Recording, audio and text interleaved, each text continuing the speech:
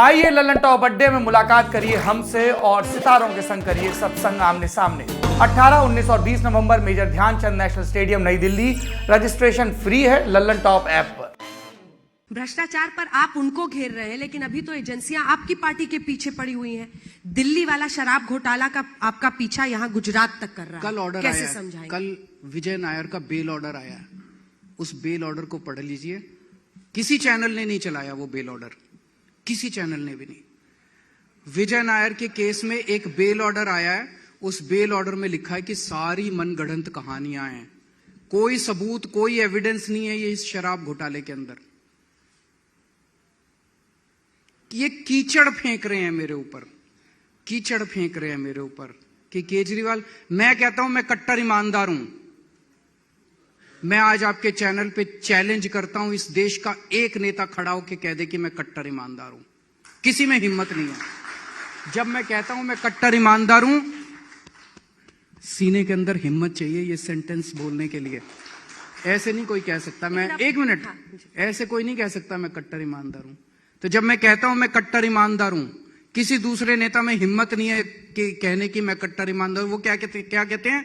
केजरीवाल ने ये घोटाला कर दिया, केजरीवाल ने ये घोटाला कर दिया, केजरीवाल करप्ट है, केजरीवाल करप्ट है।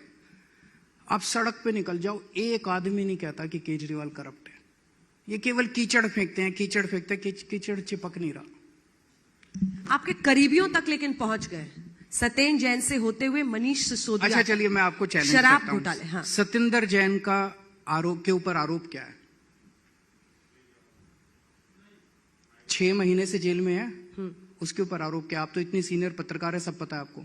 नहीं, पर कोर्ट में उन्हें बेल भी नहीं मिल रही है ना अभी तक। आरोप क्या है? उसने क्या घोटाला किया? क्या घोटाला किया? किसी को नहीं पता। मैं ओपन कर दीजिए, इतनी ऑडियंस बैठी है, माइक दे दीजिए किसी को, कोई ये बता दे कि सत्येंद्र जैन ने घोटाला क्या किया, वो जेल क्यों गया है। मैं बताता हूं आपको जेल क्यों गया है। इन्होंने कलकत्ते से 2 हवाला डीलर्स को पकड़ा। उन हवाला डीलर्स ने हजारों लोगों को एंट्री दे रखी थी, हवाला का काम कर रखा था। उनकी गर्दन मरोड़ी और उनको कहा सत्येंद्र जैन का नाम लो। उन्होंने सत्येंद्र जैन का नाम ले लिया, झूठा। उस बेसिस पे सत्येंद्र जैन को गिरफ्तार कर लिया। मजे की बात यह है कि सत्येंद्र जैन को गिरफ्तार कर लिया कि सत्येंद्र जैन ने इनसे हवाला की एंट्री ली है। उन दोनों को आज तक गिरफ्तार नहीं किया। उन दोनों को घर जमाई बना के बिठा रखा है भाजपा वालों ने। सुनो पूरी बात सुनो, बड़ी मजेदार है। ये भ्रष्टाचार की आपने बात की है, बड़ी मजेदार बात है ये। उन दोनों को आज तक गिरफ्तार नहीं किया। उनके यहाँ आज तक रेड नहीं हुई। सत्येंद्र के यहाँ 4 बार रेड हो चुकी, ढीला नहीं मिला सत्येंद्र के यहाँ। उसके बाद जब सत्येंद्र जैन की बेल की एप्लीकेशन लगी, अच्छा सत्येंद्र जैन ने कोर्ट में बार बार कहा कि उन दोनों को दिखा तो दो, शक्ल कैसी है, मैं कभी मिला नहीं उनसे, उनको मैंने फोन नहीं किया, उनका नाम नहीं जानता, कौन है ये लोग, मैं कभी उनको कोर्ट में पेश नहीं किया इन दोनों को। फिर जब बेल की हेयरिंग आई तो जज ने 3 हेयरिंग में पूछा। पहली बार पूछा भाई एक सबूत तो दे दो सत्येंद्र जैन के खिलाफ। उन्होंने कहा जी अगली हेयरिंग में लाएंगे। फिर अगली हेयरिंग में पूछा भाई सबूत लेके आए? उन्होंने कहा जी अगली हेयरिंग में। 3 हेयरिंग में लगातार सीबीआई की जज ने पूछा, बार बार पूछा कि कोई सबूत तो दे दो सत्येंद्र जैन के खिलाफ। एक भी सबूत जब नहीं दे पाए तो कहते हैं ये जज अच्छी नहीं है, जज को बदलो। 75 साल के भारत के इतिहास में ऐसा मजाक किसी ने नहीं उड़ाया। कहते जज बदलो। 1.5 महीने तक फिर जज बदला जाए कि नहीं बदला जाए, इसके ऊपर हियरिंग चलती रही। वो बेचारा 5 महीने से जेल में बैठा हुआ है। ये इनकी ईडी है और ये सीबीआई है। और कल विजय नायर के केस में जो ऑर्डर आया है, जज ने लिखा है कोई सबूत नहीं है, 4 लोगों को बिठा के केवल एक स्टेटमेंट रिकॉर्ड कर रखे हैं। There is absolutely no evidence in the case. घड़ी बनाने वाले को पुल का ठेका दे दिया। मतलब दुनिया के इतिहास का सबसे बड़ा स्कैंडल है कि किसी घड़ी बनाने वाली कंपनी को पुल बनाने का ठेका दे दिया इन लोगों ने। इतनी बेशर्मी, इतना भ्रष्टाचार। और इनकी हिम्मत होती है कहने की कि केजरीवाल भ्रष्टाचारी है। इनकी हिम्मत होती है कहने की कि मनीष सिसोदिया भ्रष्टाचारी है। इनकी हिम्मत होती है कहने की कि सत्येंद्र जैन भ्रष्टाचारी है। घड़ी बनाने वाले को पुल का ठेका दे देते हैं ये लोग।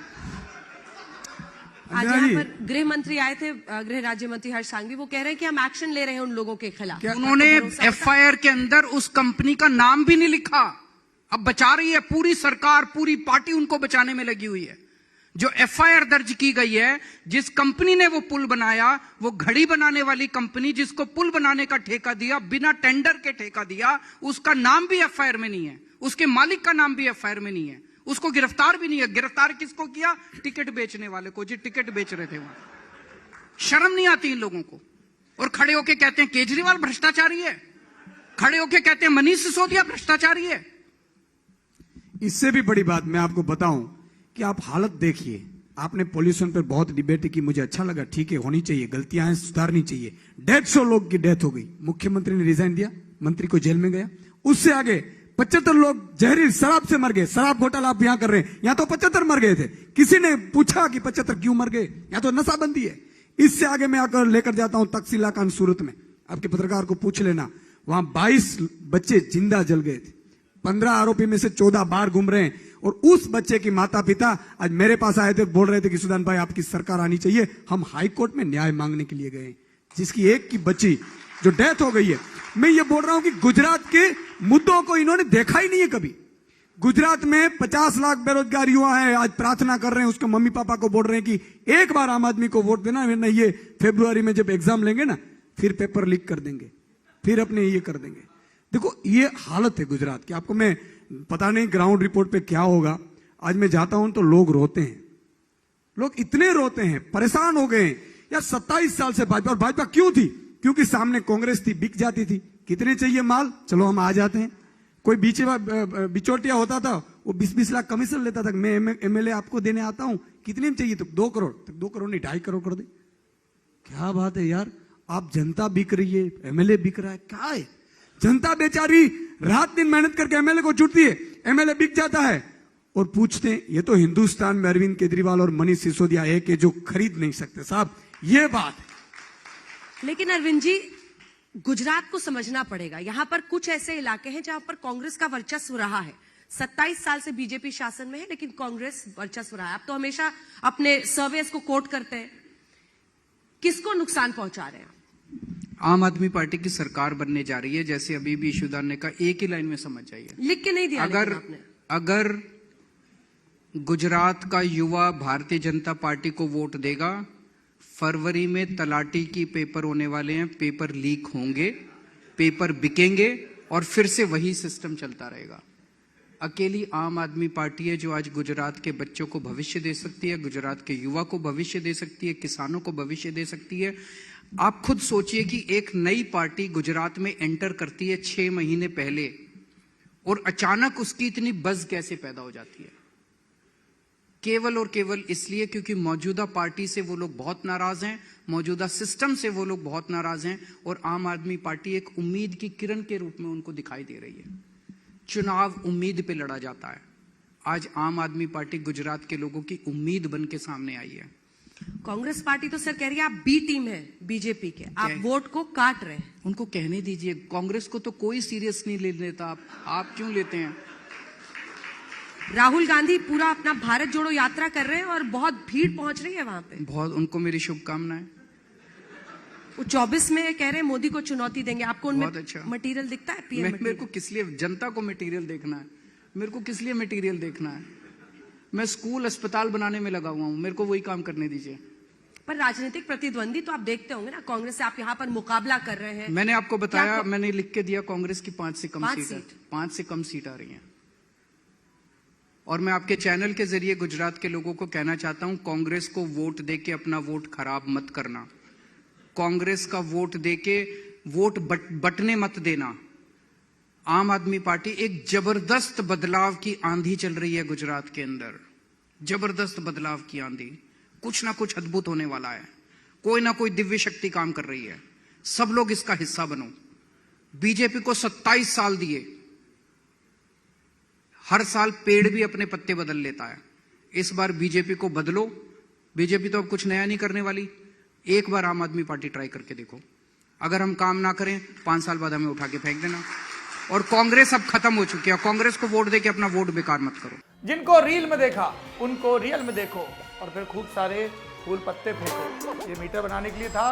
पर कुल मिला के बात ये है कि गुरु आने वाली है मौज बहुत। तमाम लल्लन टॉप हस्तियां आ रही लल्लन टॉप अड्डे में, आप भी हंसते खिलखिलाते चले आइए, उनके हिस्से की बातें सुनिए, अपने हिस्से के सब सवाल पूछिए। और हम लल्लन टॉप वालों से मिलने का तो मौका है, वो जो चाय की पत्ती के साथ मग फ्री मिलता है ना, बस ऐसी मोहब्बत आपके लिए फ्री है हमारी। और फ्री है एंट्री, लेकिन डाउनलोड करनी होगी लल्लन टॉप ऐप, फटाक से रजिस्ट्रेशन करिए और फुर्ती में चले आइए 18, 19, 20 नवंबर को मेजर ध्यानचंद नेशनल स्टेडियम नई दिल्ली में।